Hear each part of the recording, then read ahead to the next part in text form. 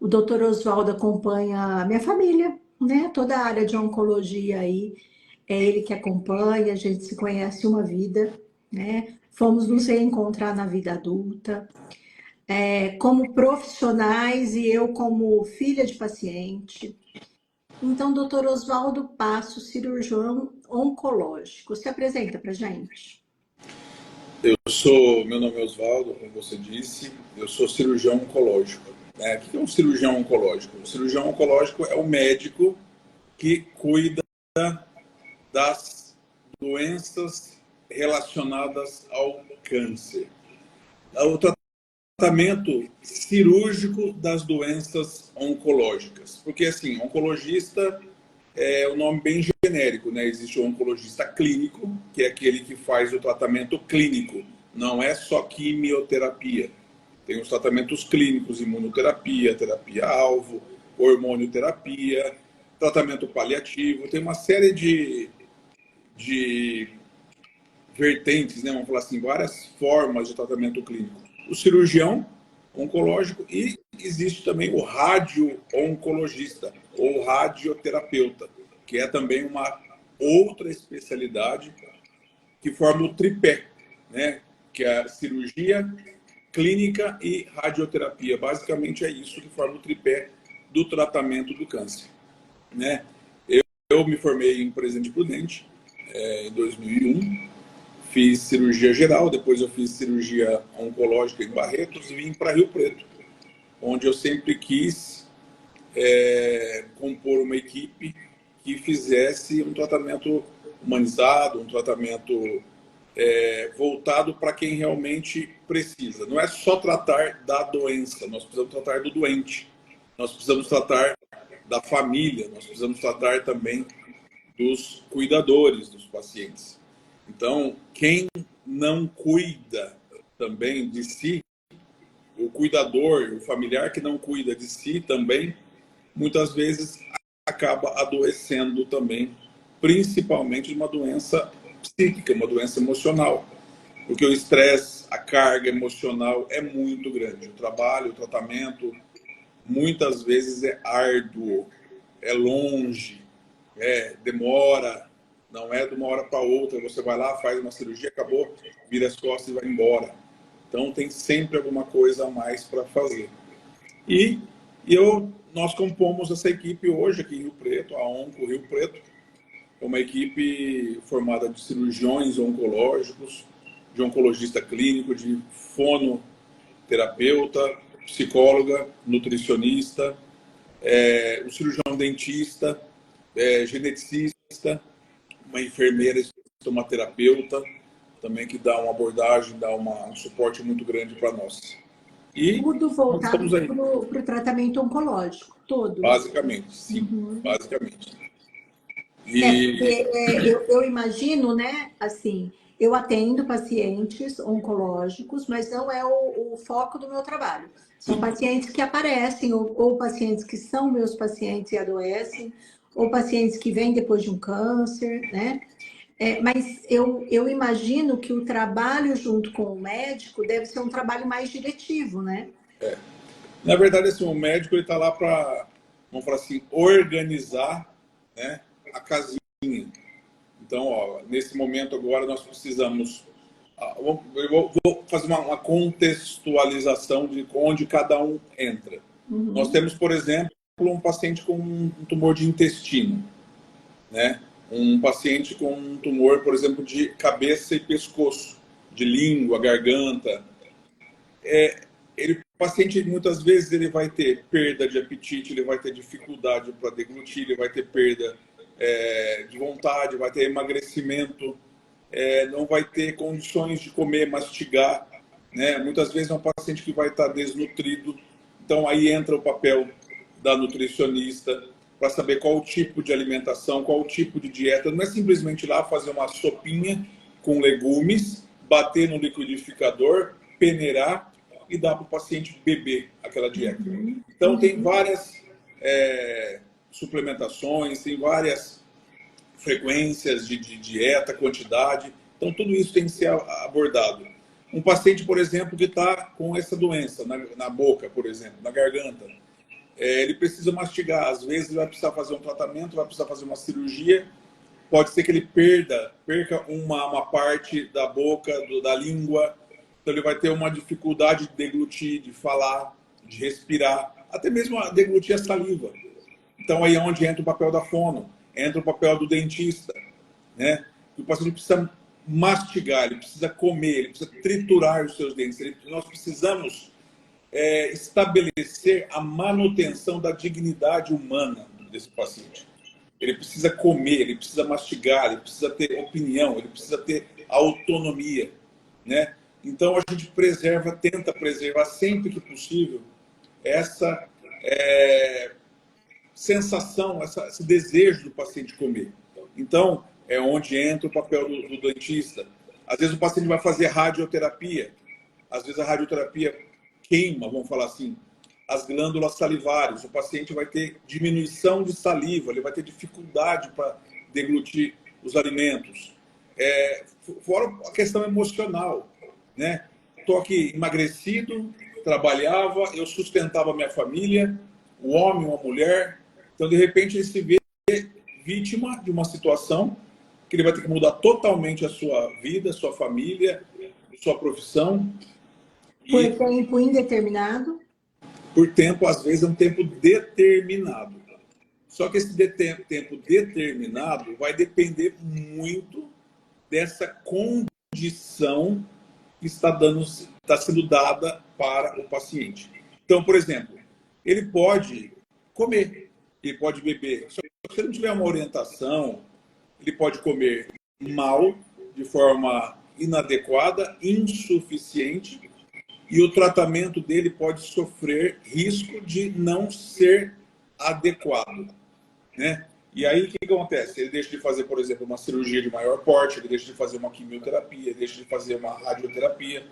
A recuperação dele, que poderia ser em algumas semanas, acabam sendo meses. E aí atrasa, retarda toda a evolução do tratamento. Então, tudo isso precisa ser ajudado do paciente. Responde uma pergunta para mim. Você meio que falou disso já, tá? Mas assim, o impacto da doença, estou com câncer. Porque você está trazendo uma questão que envolve a disponibilidade desse paciente de aderir ao tratamento junto com essa família, né? Só que vem o impacto, estou com câncer. Tem a negação, tem a dor emocional, a dor espiritual, a dor orgânica, né? Então, como é que vai ser o enfrentamento disso aí? Então, ele vai ter que, por exemplo, se afastar do trabalho, de repente da idade, depende da situação em que esse homem, essa mulher está. Então, vai precisar de ajuda, de apoio do seu familiar próximo. E a gente tem uma série de circunstâncias. Pacientes idosos, paciente com déficit cognitivo. Então, a gente já tem pacientes, dependendo da situação, que já tem uma dificuldade por si só de se alimentar, de levar o garfo até a boca, de comer, de se higienizar. E o paciente, numa situação dessa, acaba se tornando muito mais vulnerável. E é onde depende muito mais da ajuda de outras pessoas. E aí, como é que vai estar a aceitação dele? Como é que vai estar a estrutura dele para ele se manter em pé para enfrentar tudo isso aí? Então, ele precisa de uma... Conta para mim, assim, o que você percebe do impacto da notícia? Porque eu imagino, você falou do estágio da negação, né? Eu imagino que deva ter revolta. Conta um pouquinho para gente. Tem aquela coisa assim, sempre a pergunta, né? Doutor, por que comigo? Eu não fumo, não bebo, sou uma pessoa jovem, não tenho hábitos, não tenho vícios, então a doença veio comigo. Aí nós vamos entrar numa questão genética, nós vamos entrar numa questão de biologia molecular, da biologia do câncer, né? E o paciente está nessa situação. E agora, o que eu vou fazer? Na negação, o paciente fica revoltado e durante a consulta, a gente acaba desenvolvendo Na maioria das vezes a gente consegue analisar isso aí. E nessa primeira consulta, nessa primeira avaliação, o paciente vem, por exemplo, com uma mulher. Vamos pensar uma mulher de 50 anos. Doutor, eu estava em casa semana passada tomando banho, eu fui tomar banho e percebi um nódulo na minha mama. Então já começa aí a preocupação de ter que agendar uma consulta, a expectativa da consulta, do médico avaliá-la, pedir algum exame, vai pedir ou não uma biópsia. Essa biópsia pode vir uma doença benigna, pode vir uma doença maligna, pode ser que haja necessidade de uma cirurgia, mesmo sendo uma doença benigna, que não vai desenvolver um câncer, mas é adequado para ela, para o bem dela, aquela lesão ser retirada. Tá bom. E aí essa paciente que recebeu uma notícia de uma doença maligna. Aí nós temos que falar para ela que, olha, agora nós vamos avaliar em que situação, que grau está a sua doença, em que pé que está. A doença está localizada só no intestino, a doença está localizada só na mama. Dá licença. A doença está localizada só na mama. Então, vamos avaliar qual a dimensão da doença. E aí nós vamos propor o tratamento para ela. E aí isso, às vezes, é 1, 2, 3, 4 consultas, 4 encontros. Um por semana, às vezes um cada 10 dias, até a gente ter condições de colocar sobre a mesa qual vai ser o tratamento para esse paciente. Nesse caso, a gente pode, aos poucos, levando as informações. Desculpa. Nós podemos ir aos poucos inserindo essas informações para essa paciente. Porque nós precisamos da aceitação dela. Às vezes... Eu fico pensando, eu observo isso no consultório, né? Às vezes o paciente ele já fez a cirurgia, ele está fazendo químio e ele ainda não conseguiu ter a compreensão da dimensão do que ele tem, né? Eu percebo que às vezes toma mais tempo, às vezes 6 meses, 1 ano, aí essa pessoa começa a falar: olha, eu faço químio, mas eu ainda tenho tantos tumores. Eu achei que fosse 2, mas na verdade são 5. E aí eu faço químio para controlar, né? E não é por falta de confiança no profissional, é porque ele não dá conta mesmo. Ou ele não quer. Ele não quer. Ele não quer saber. Nós temos pacientes, por exemplo, está tratando, já tratou, já fez cirurgia, ele aceita, mas ele não compreende. Ele leva a situação, porque tem outras pessoas ao redor dele que o ajudam, que conduzem ao que tem que ser feito. É o adequado. A gente conversa, a gente explica. Por exemplo, você não pode colocar um paciente numa mesa de cirurgia, falar que vai retirar a mama toda ou parte, que você vai operar o intestino e vai deixar uma bolsinha de cocô na barriga. Você precisa da aceitação dela. Isso existe uma relação médico-paciente. Primeira coisa, não adianta às vezes a família inteira querer e o paciente não quer. E o contrário também é verdade. Entendeu? Então, muitas vezes a gente fica numa situação muito delicada para estar conduzindo isso aí. Mas hoje a gente, assim, acho que com o número de informações que a gente tem hoje disponível, a gente tem uma aproximação maior. Tá? Então, eu acho que as pessoas as procuram mais. Diferente das questões culturais ainda das pessoas mais idosas. Então, tem pessoas idosas, por exemplo, tem mulheres, aproveitar também já falar que esse negócio de que mulher com 70 anos, com 80 anos não precisa fazer mamografia, é mentira, pelo amor de Deus, tá? Então, temos mulheres, por exemplo, com 83 anos de idade com câncer de mama. Porque ela deixou de ir no ginecologista, deixou de fazer os seus exames preventivos há muito tempo, porque ela acreditava que não precisava mais fazer, que ela já está idosa, a mama dela está fininha, a mama dela está flácida, a mama dela já não existe mais glândula mamária, então ela não vai ter câncer de mama. Você acha que isso é falta de informação ou uma negação? Eu acho que os dois. Tá. Eu acho que os dois. A gente ainda vive numa questão a gente tem muito, graças a Deus, nós temos muitos pacientes idosos, né? Nossos tios avós que estão ao nosso redor, estão vivos. E a população está envelhecendo. Só que a população de idosos hoje ainda vem de uma geração lá de trás, de uma cultura de que, olha, eu estou com aquela doença, eu tenho aquela doença. Você falou câncer agora há pouco, me arrepiou, né? Porque assim, é a palavra que se evita dizer. Sim. Porque é a doença ruim. Tô com aquilo, tô com CA. Sim. Né? Então, assim, confesso, não é fácil. Não é uma coisa simples de se lidar. Mas, em se tratando disso, a gente vê muito essa questão cultural. A gente não vê mulheres... Eu fui dar palestras em 2 semanas em 2 cidades aqui em Polônia, onde eu sou, minha família mora lá, trabalho lá. E a gente vê ainda muitas mulheres, ainda aqui no consultório também, consultório privado, consultório particular, de convênio. Ainda temos muitas mulheres na faixa de 78, 80, 85 anos que não vão no médico.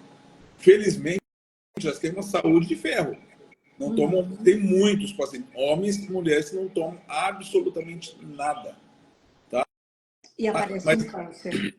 Mas, assim, às vezes apareceu alguma coisa. Mas elas nunca foram de hábito de se cuidar. Né? Não tinha essa cultura instalada no seu ambiente familiar. As filhas, os filhos têm essa cultura de prevenção. Mas isso também é uma crítica que eu faço também para a sociedade como um todo. E muitas pessoas jovens, filhos, se preocupam consigo, mas às vezes o familiar mais idoso, às vezes acaba deixando de lado. Entendeu? Então isso é um fato. Você sabe que eu tenho uma leitura disso, né? É como se esses filhos achassem que eles têm sempre 12 anos e eles acham que o pai e a mãe ainda têm 40. Entendeu?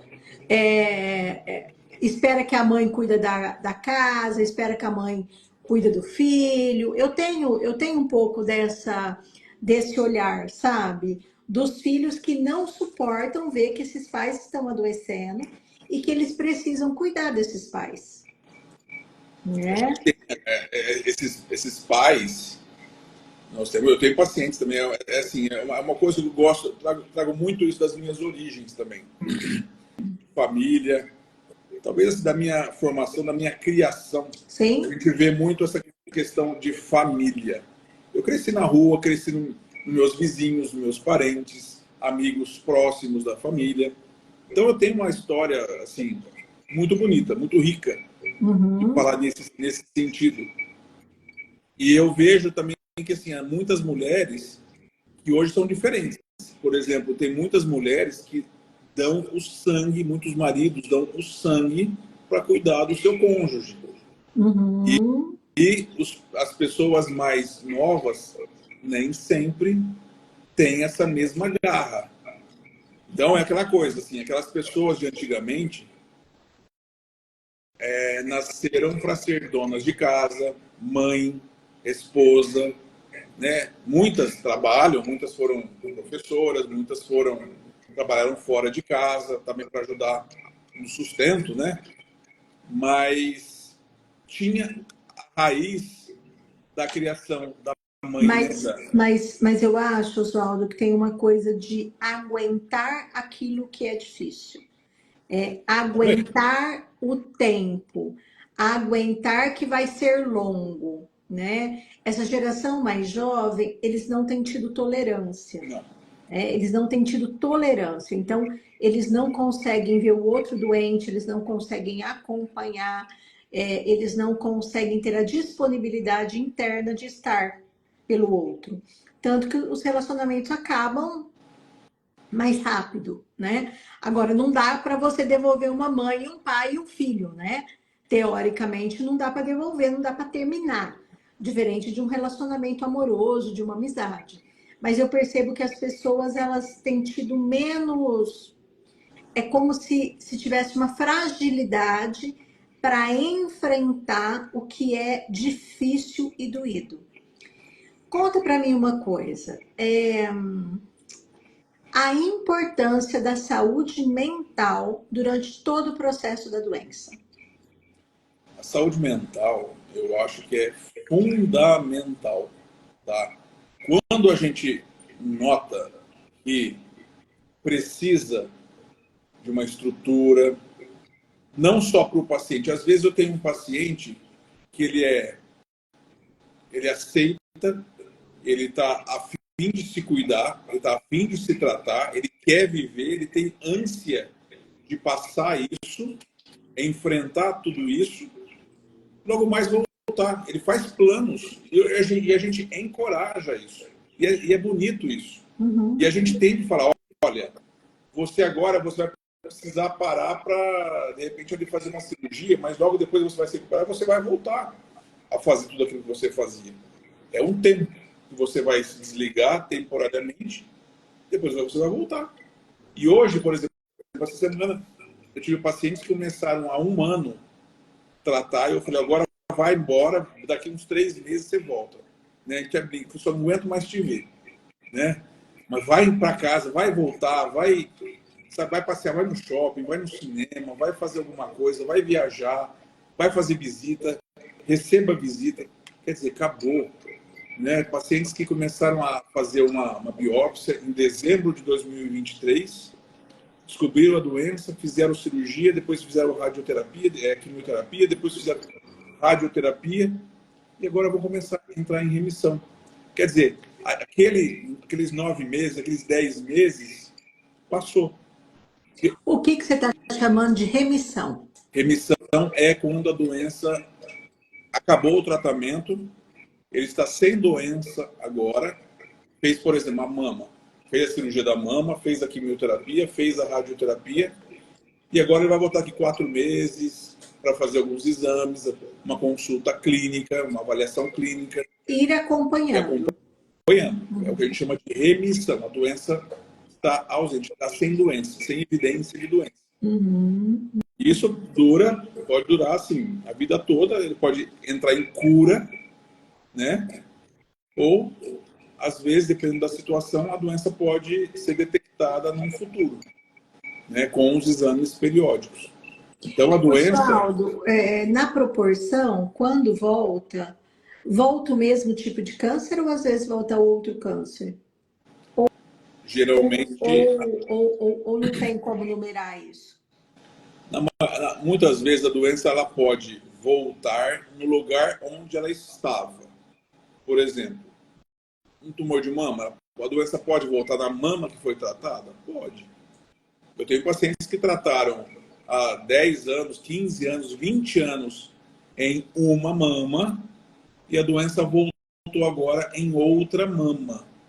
Um tipo histológico completamente diferente daquele que foi lá atrás. Então, a doença voltou? Não. É uma segunda doença de mama. Tá. É um segundo tumor. Uhum.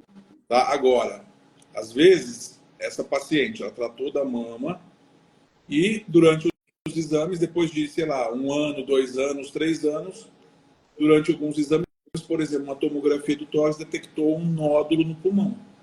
Então, agora ela teve uma progressão de doença. Né? A doença apareceu agora, progrediu à distância, não na mama. A mama fez uma cirurgia parcial ou uma cirurgia total, a mama está lá sem doença. Só que a doença apareceu lá no pulmão. E assim, né? Em todo esse processo de remissão, de uma nova doença, de a mesma doença, A saúde mental fica de pano. É isso que eu ia te falar agora. Hum, É um treinamento, Cláudio. Eu costumo falar também isso. eu Porque isso também faz concordo. parte do tratamento também. Sabe por quê? Vamos supor, essa mesma paciente que terminou agora, esse quase um ano de tratamento, daqui 4 meses ela vai voltar no consultório. Eu quero ver ela, quero palpar a mama dela, quero pedir alguns exames que achar necessário. Só que a saúde mental dela, como é que vai ficar? Daqui a pouco vai faltar 3 meses para voltar, vai faltar 2 meses para ela voltar, vai faltar um mês para ela voltar. Ela vai ter condições de enfrentar, querer enfrentar tudo isso de novo? Ela vai passar pela cabeça dela uma retrospectiva de tudo aquilo que foi lá atrás. Meu Na Deus, eu vou ter que fazer verdade, é a exames. retraumatização, É, né? Porque é assim, é o gatilho. é isso, Mesmo que daí no é onde exame entra. não dê nada, todas as sensações voltam. Volta. E vai ser agora, daqui 4 meses, depois daqui mais 4 meses, depois mais 6 meses, depois daqui um ano, e assim por diante. Que é uma pergunta que tem aqui, o medo da reincidência. Isso existe, tá? É um fato. Então, falar que assim, ninguém tem medo, eu duvido. Eu nunca Sim. encontrei ninguém. Às Na vezes, verdade, ó, se a gente for falar dos fatores psicológicos, quando o paciente não fala de medo ou não demonstra medo, é como se ele estivesse fragmentado. Ele não está inteiro, entendeu? Uma parte dele não está ali. Então, ele cria outras historinhas e aí ele não acessa o medo porque é insuportável. Algumas pessoas funcionam assim, que é uma forma de se proteger.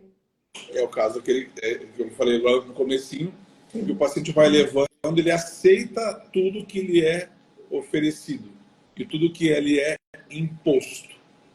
Mas, E não assim, questiona, ele né? não Não questiona. quer saber. Você usou esse termo. Ele faz o que tem que ser feito, ele adere ao tratamento, mas ele não quer saber. Exatamente. Ó, o senhor vai operar, existe uma chance de o senhor ficar com uma bolsinha de cocô, uma bolsinha do xixi. Não, não precisa me contar, não quero saber, Uhum, uhum. né? Mas assim, e isso faz parte também desse todo esse processo. Imagina que a pessoa vai viver a vida inteira com medo, Sim. entendeu? Eu tenho É, pacientes que já trataram há mais de 15 anos. E gente, assim, está curada, mas ela periodicamente precisa fazer isso. E ela fala para mim, doutor, todo mês no meu aniversário, ao mesmo tempo que é uma alegria, é uma tristeza que eu estou ficando mais velha e é uma tristeza também que é a época que eu falei, não, eu vou fazer todos os meus exames. E sempre fica aquela preocupação.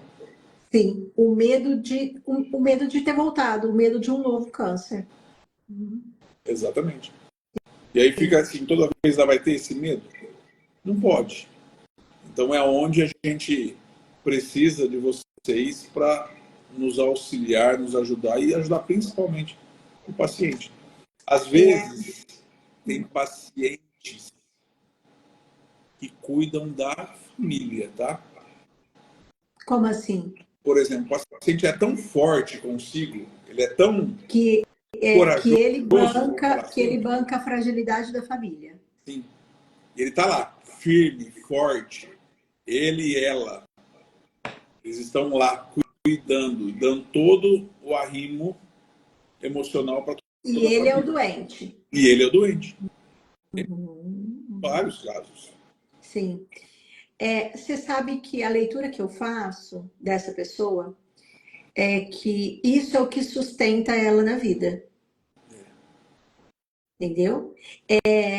Às vezes eu recebo pacientes, pais e mães, que falam assim para mim: eu só tô aqui por causa do meu filho, porque eu preciso me tornar uma pessoa melhor por ele, porque se fosse por mim, eu não estaria aqui.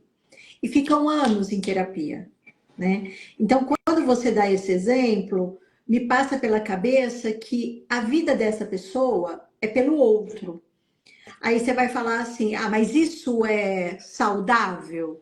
Se mantém ele de pé, é. Só que aí, terapeuticamente falando, você tem que abrir um outro percurso para ele, que é assim, ó, mas você adoeceu, né? Então, tá, é a tua vida. Mas vamos olhar um pouquinho para você, porque você adoeceu. Porque daqui 3, 4 meses você vai ter que fazer exame de novo. E eu não sei se tem como, terapeuticamente falando, livrar essa pessoa do medo. Porque se ela ficar sem medo, ela está dissociada, entende? Eu acho que dá para. O medo faz parte, mas ele não tem que dominar a tua vida, Não. né? Então, o que você faz é entre um exame e outro para a tua qualidade de vida. E da mesma forma, eu também cito muito esse exemplo, da pessoa que também que se desligou totalmente da sua vida, por exemplo, um cuidador familiar, né?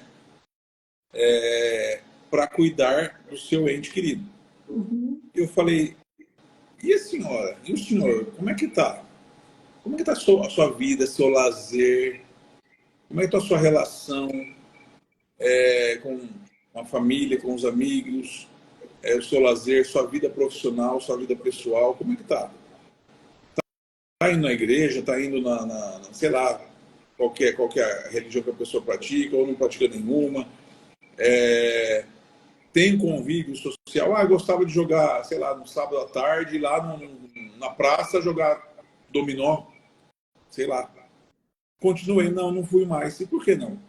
Pode e deve, Deve ir. entendeu? Então a gente bate muito nisso aí, nessa tecla, que as pessoas não podem deixar de fazer aquilo que elas estão habituadas. Porque senão elas adoecem, né? Sem dúvida. E eu falo também assim, se a senhora adoecer, quem vai cuidar do seu marido? Se o senhor adoecer, quem vai cuidar da sua esposa? Tem, tem. E quando você vai cuidar de você, né?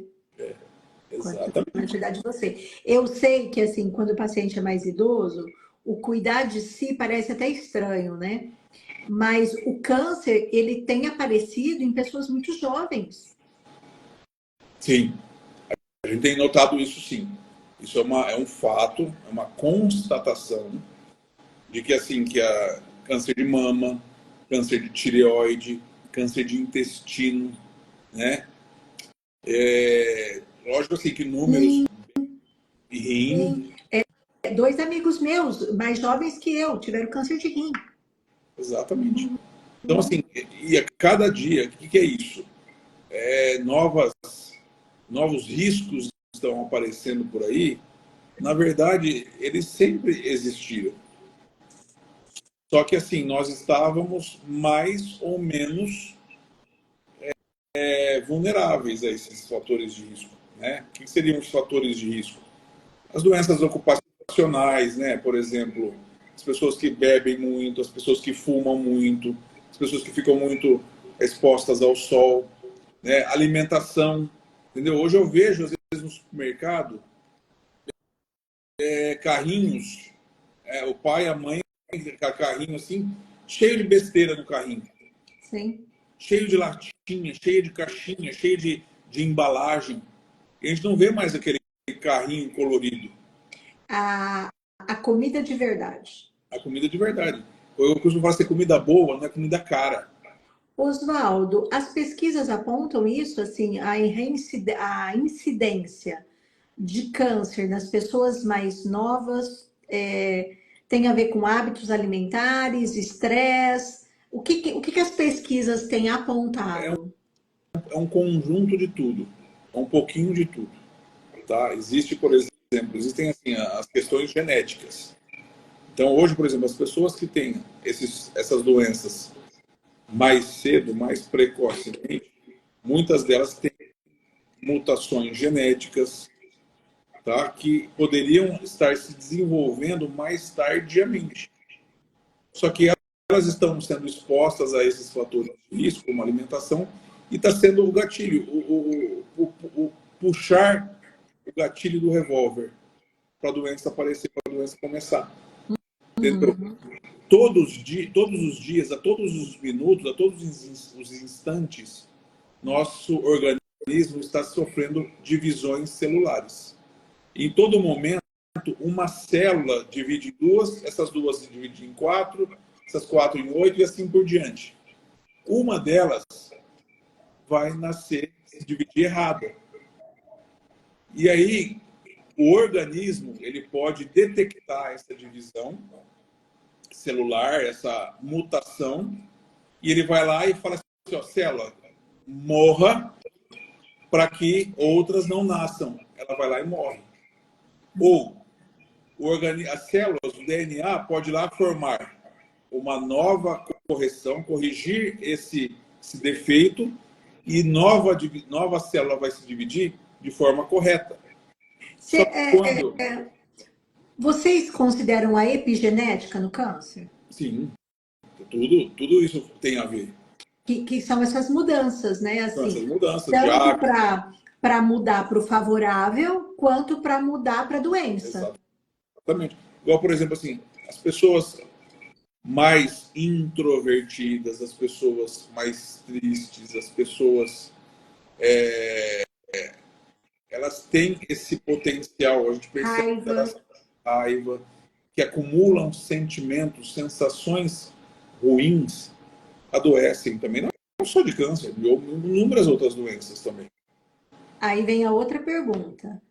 O que a medicina diz sobre os fatores emocionais no câncer?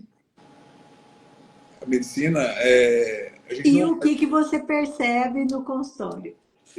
Eu assim, eu sou completamente defensor do tratamento emocional, da psicoterapia. Não sou a favor, logo de imediato, de dar remédios para a ansiedade, medicamentos para combater, vamos falar assim, essas sensações. Eu sempre falo que, olha, vamos passar por uma avaliação psicológica. Essa Mas assim, vai avaliar melhor. a pergunta é: o que a medicina tem de pesquisa que fala que o câncer pode sim surgir por fatores emocionais? Você estava falando agora há pouco, né? Do introvertido, do fechado, eu falei da raiva. O que as pesquisas apontam? Tem espaço na medicina para isso ou não? A gente não tem assim fundamentado ainda que essas questões psíquicas têm uma relação direta. Mas a gente sabe que o tratamento, a condução do tratamento, a evolução, o enfrentamento, tudo isso ou pode ser mais fácil ou menos fácil, mais difícil ou menos difícil. Pela escolha que a pessoa faz. A pessoa faz. Só que também a gente precisa, assim, às vezes a pessoa lá, o doente, às vezes ele não tem condições de estar assim, escolhendo, eu preciso de uma psicóloga. Cabe ao profissional identificar isso aí. Só que também, por outro lado, a adesão, isso a gente é uma coisa que eu preciso, de certa forma, assim, aprender, como se diz, a convencer, né, o paciente a buscar, aceitar essa ajuda.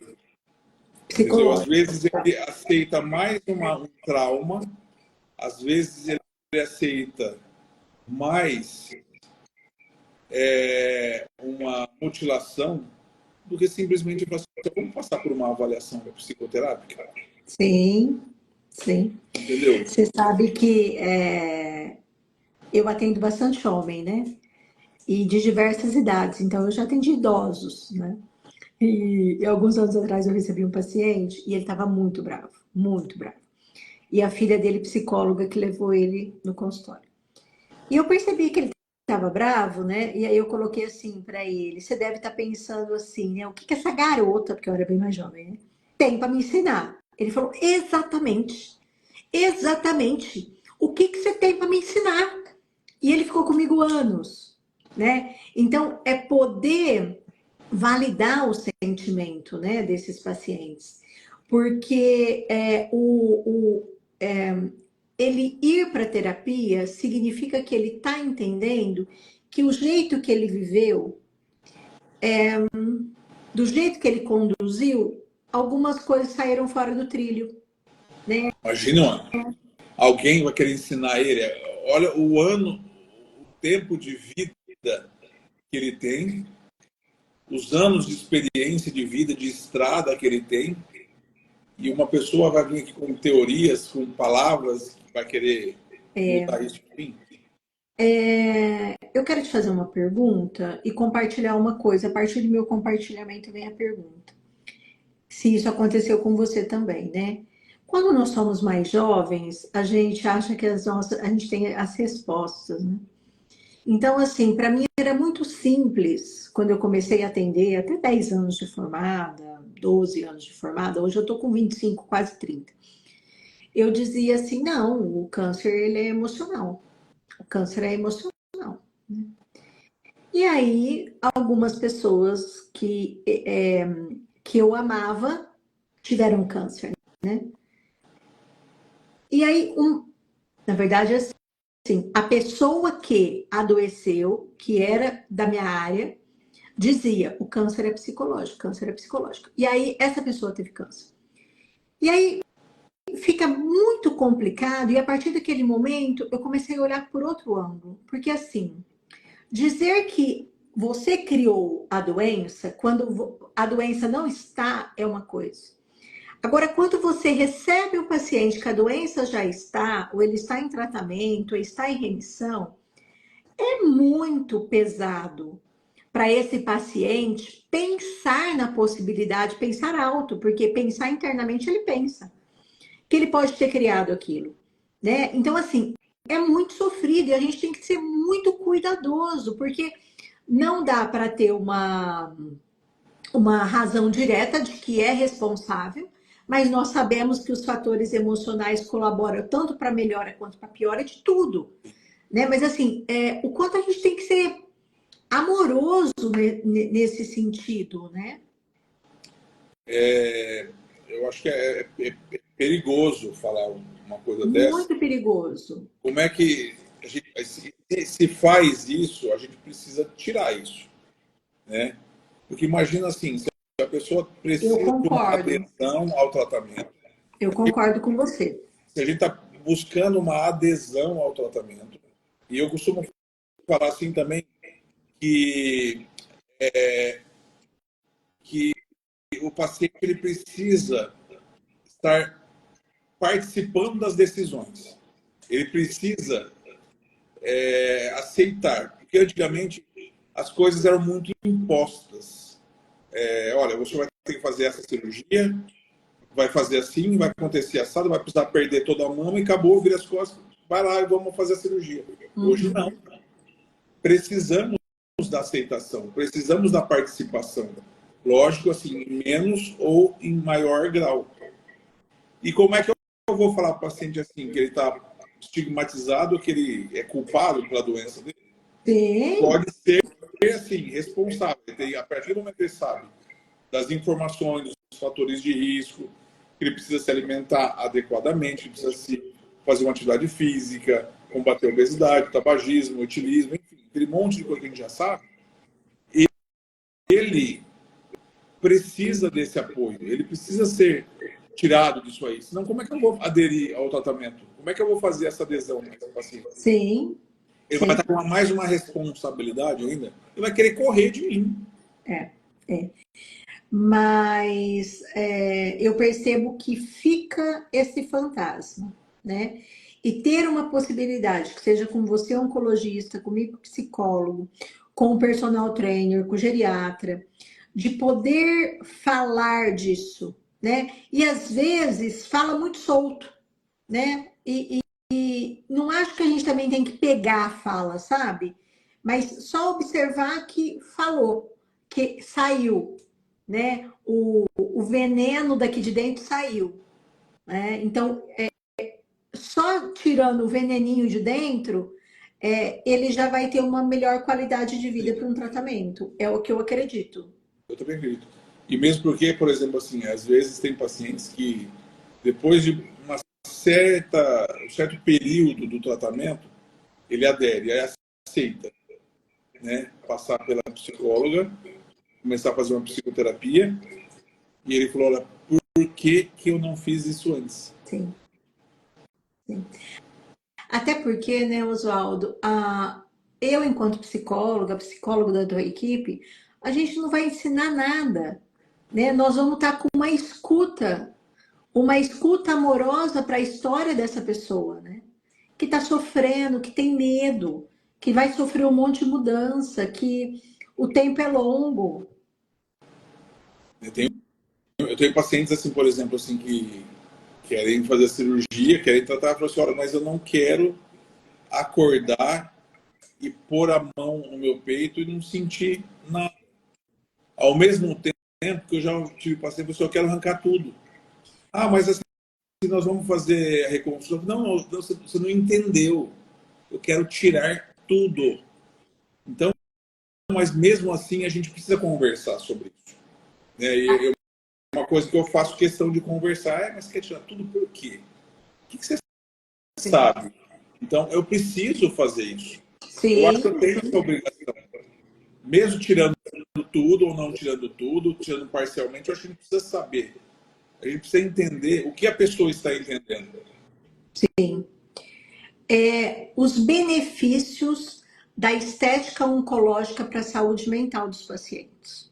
Ah, isso é formidável. Igual, assim, é igual eu acabei de falar, assim, igual esses dois Sim, contrapesos, né? sim. Tem aquela pessoa que faz questão. Eu tenho 3 pacientes que tinham idade, são pacientes jovens, muito bem resolvidas na vida, e falaram assim, ó, eu quero tirar tudo. E não colocar nenhuma Não prótese. tocar nada, por exemplo, mama, quero tirar as 2 mamas, não quero reconstruir, não quero botar prótese de silicone, não quero deixar volume, não quero. A minha obrigação de mulher não é isso que vai me definir. Já amamentei, então a minha obrigação para amamentar. Mas assim, isso é uma coisa muito pessoal, né? Eu não posso falar que ela está totalmente certa ou que ela está errada. Não cabe a mim fazer isso. Porque é uma mutilação, né? É, mas ela para umas enxerga como mutilação e outras não. Enxerga cura, talvez. E exatamente, eu falei que eu quero me arrancar, isso não me pertence. Eu quero me arrancar isso aqui. Eu não nasci com isso. Então, limpa, tira. Ao mesmo tempo, eu acho muito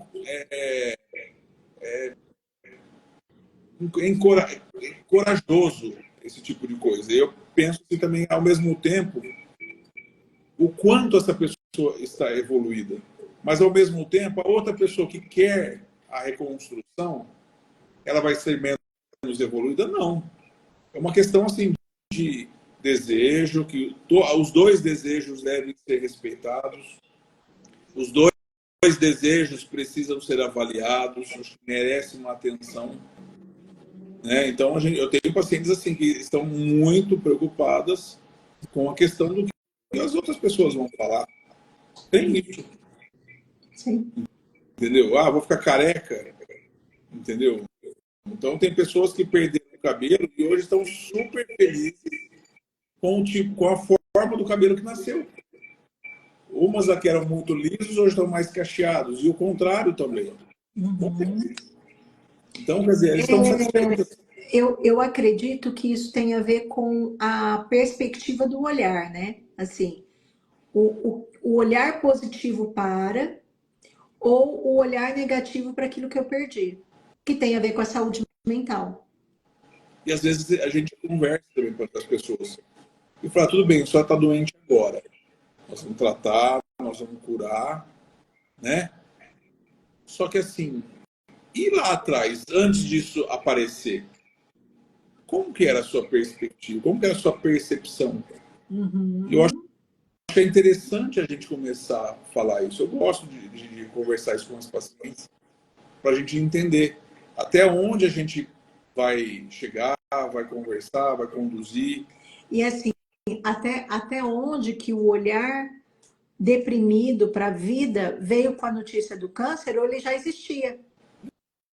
Exatamente. Até onde que esse olhar positivo para enfrentar a doença também é da pessoa, E às né?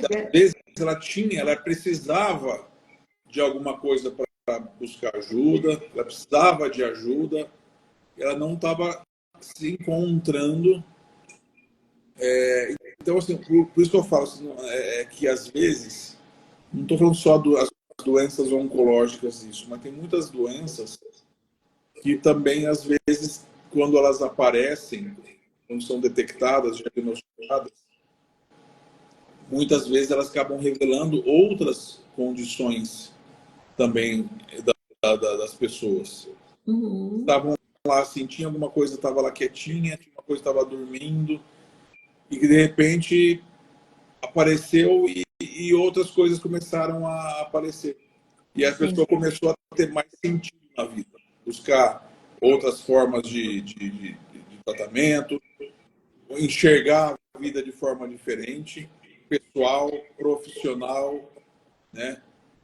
Então, Você tudo isso sabe que às vezes eu escuto assim, ó, a pessoa é outra depois da doença.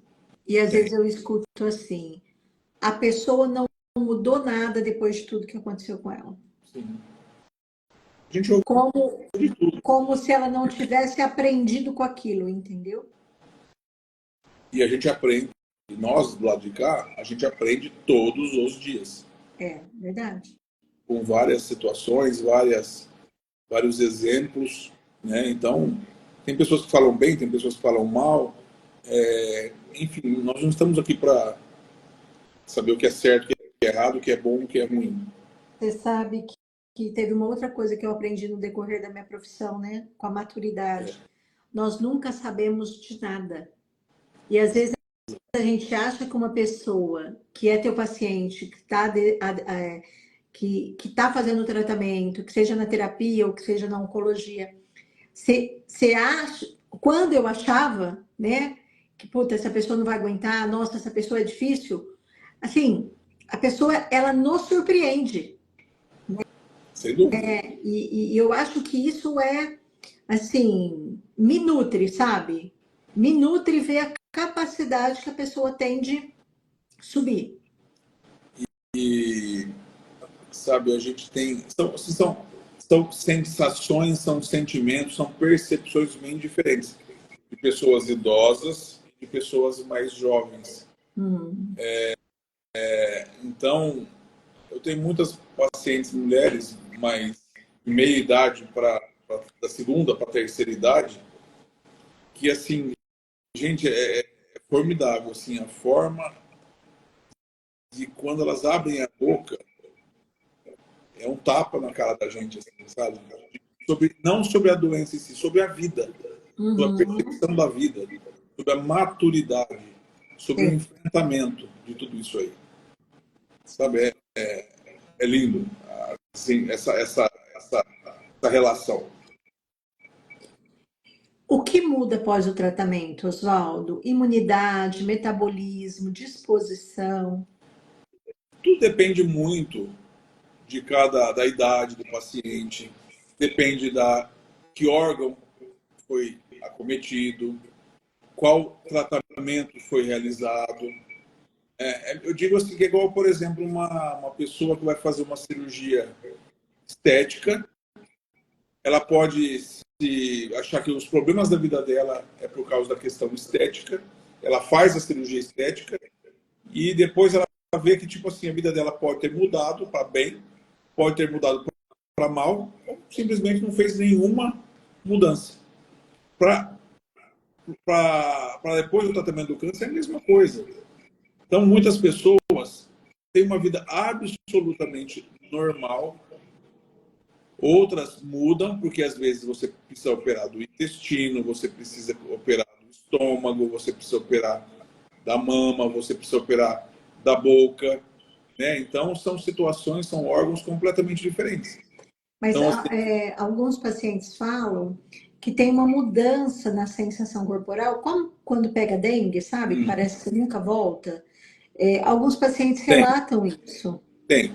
Existem as sequelas também do tratamento, as sequelas Isso. neurológicas, tem quimioterapias, por exemplo, que dão um formigamento, perde a sensibilidade das mãos, dos pés, entendeu? Acabam desenvolvendo neuropatia. Então, tudo vai depender do tipo do câncer e do tratamento que esse paciente vai ter por conta da droga que ele vai ter que usar, é isso? Exatamente. Às vezes, a cirurgia em si não é o maior problema para a pessoa. Às vezes, Aham. tem medicamentos que acabam desenvolvendo doenças autoimunes, por exemplo. Sim. Então, a pessoa acaba desenvolvendo uma doença, por exemplo, uma diabetes, uma doença endócrina, uma doença de pele, por exemplo, em decorrência do tratamento que ela está fazendo. E às vezes, às vezes a gente tem esse depoimento. Eu falei, esse tratamento aqui, esse remédio, está me fazendo mais mal do que toda aquela quimioterapia que eu fiz lá atrás. Uhum. Mas o contrário também é Isso, verdade. isso é dito, os médicos sabem dos efeitos dessas drogas, o paciente ele escolhe, né? E isso vai sendo desenhado conforme o tratamento vai acontecendo. Isso aí Eu sei que não é tua área, né? Tua área é a cirurgia, mas como que é? tem que falar. Isso aí o paciente ele tem que assinar. Ele tem que estar consentindo que ele vai iniciar um tratamento. Ele tem que estar Uhum. aceitando que ele vai. Eu não posso enganar, nós não podemos enganar o paciente. Omitir, Por exemplo, o senhor né? vai, nós não podemos, o senhor vai iniciar um tratamento, por exemplo, tem mulheres que fazem tratamento de mama, câncer de mama. Algumas mulheres tomam durante 5 anos um medicamento lá, um bloqueador hormonal. Nós temos que falar para ela assim, que ela vai ser induzida à menopausa, ela vai começar a ganhar peso, ela vai ter dores musculares, ela vai ter dores nas articulações, ela vai ter mais ondas de calor, né? Então ela vai induzir uma certa menopausa e ela precisa estar sabendo disso. Às vezes tem que mudar o tratamento, tem que mudar a medicação, né? Quando é possível, Hum. às vezes tem que diminuir a dose, dependendo do tipo de medicação que ela vai tomar. Então tem uma série de situações que a gente precisa estar driblando de acordo com a evolução do tratamento. Saúde mental e cura. Existe? Claro, sempre. A saúde mental, ela nos ajuda a enfrentar tudo isso. Fala-se muito, eu gosto de falar muito assim que a gente estando bem, a gente está enfrentando melhor, numa melhor condição possível, a evolução, o tratamento é menos doloroso, é menos difícil e vai passar. Depois você olha para trás assim, você vê, passou, né? Então, e cada coisa tem o seu tempo, cada coisa tem o seu foco, né? Existe o foco do diagnóstico, depois o foco do tratamento e depois o foco depois do segmento, né? Então cada coisa, cada momento tem a sua importância, mas cura sempre é possível. Você sabe que eu tenho trabalhado com terapia de trauma, né? E um dos focos da forma com que eu tenho trabalhado é a teoria polivagal, que fala do funcionamento do sistema nervoso autônomo, que é a gente se sente em perigo ou em segurança, né? E quando você está falando dos pacientes mais tranquilos, mais calmos, mais positivos, né? Eu fico pensando o quanto que a condição do sistema nervoso autônomo dele é uma trafega mais por uma sensação de segurança de que, ok, vai passar. Eu vou olhar lá para trás, passou. Né? Do que alguém que tem um estado autonômico, né? De perigo, que é de uma vida. Que é de uma vida. E aí, a hora que vem a notícia do câncer, aciona todos os gatilhos da pessoa. Né? Suas experiências, Aí, o processo terapêutico, assim, pode fazer total diferença. e assim, eu tenho casos também de pacientes que têm problemas pessoais, conjugais, relacionados à questão de justiça, problemas familiares, enfim. De repente, traz tudo aquilo dentro de uma caixa e você traz.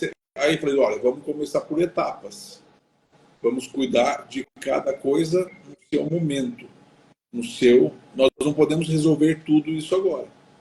A gente também fica, a gente também também é bastante, nós somos ansiosos também e a gente quer resultados imediatos, Sim, assim como o paciente também quer, sim.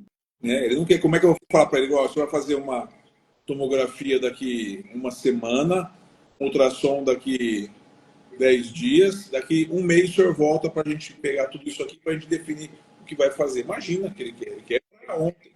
Para ontem. Ele não está errado. Sim. Ele quer resolver o quanto antes a questão dele. Uhum. E eu também. A gente precisa também. Só que assim, aí na segunda consulta, na terceira consulta, traz aquele monte de coisa. E aí? Isso aí precisa de atenção também. Sim. Precisa cuidar. Que são os fatores da vida dele, né? Não, não é o que está na tomografia, são os fatores da vida dele. Eu tenho pacientes assim, por exemplo, doutor, não posso operar agora porque eu tenho uma questão do trabalho, eu tenho que entregar um trabalho, eu tenho que fazer isso, eu tenho uma questão pessoal, eu tenho uma questão familiar, eu não posso. Isso, às vezes, tem muitas pessoas que abrem mão de si para querer resolver outras coisas. E, às vezes, tem que pegar e interferir. Não, não, Sim. isso aí nós não podemos. Até porque, né, assim, eu acho que a decisão de ir para uma mesa de cirurgia para tirar um câncer, né, é diferente de tirar uma vesícula, Sim, sem dúvida. né? E aí tudo aquilo que não é dito, mas é dito que não pode porque tem o trabalho, do que não pode porque tem a dívida, porque não pode, né? E aí tem que intervir, que é a hora que, ó, não dá para esperar. É diferente, por exemplo, assim, olha, eu ia viajar, fazer uma viagem longa de avião, a minha viagem foi ida por mau tempo, ou minha cirurgia, ou minha viagem foi interrompida por uma questão de saúde. Sim, sim. A minha saúde é a minha vida, né?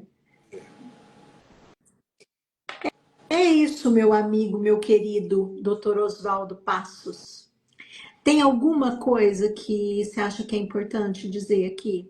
Várias pessoas aqui falaram que você é excelente, agradecendo, falando que o assunto é importante. Claudinha, obrigado pelo espaço, obrigado por fazer esse trabalho tão bonito de levar essa questão que eu às vezes eu acho muito cheio de tabu, né? De falar de uma questão emocional, uma questão psíquica, uma questão psicológica, e muitas vezes as pessoas vão por também por tabus. Eu não estou louca, entendeu? Eu não estou precisando disso.